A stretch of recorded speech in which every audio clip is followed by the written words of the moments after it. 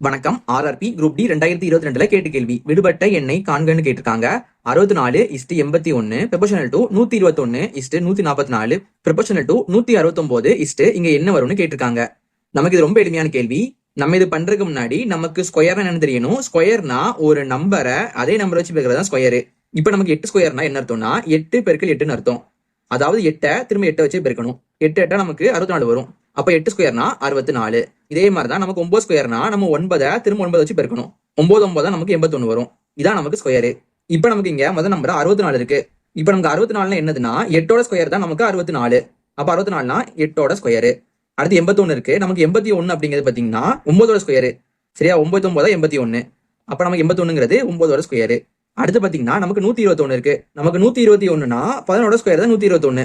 அப்போ 11 ஸ்கொயர். அடுத்து 144 இருக்கு. நமக்கு 144னா 12ஓட ஸ்கொயர். அப்ப என்ன போட்டுக்கலாம்? 12ஓட ஸ்கொயர்னு போட்டுக்கலாம். அதே மாதிரி இந்த 169 அப்படிங்கிறது பாத்தீங்கன்னா 13ஓட ஸ்கொயர்.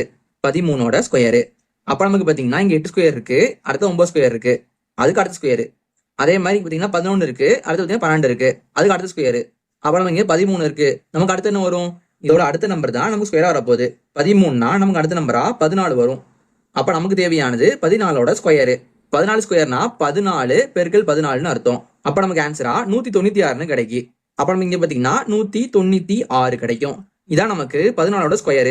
இது நமக்கு ஆப்ஷன் சில இருக்குது. இதே மாதிரி உங்களுக்கு ஒண்ணு கொடுத்துருக்கேன். இங்க நமக்கு என்ன வந்து கீழே கமெண்ட் பண்ணுங்க.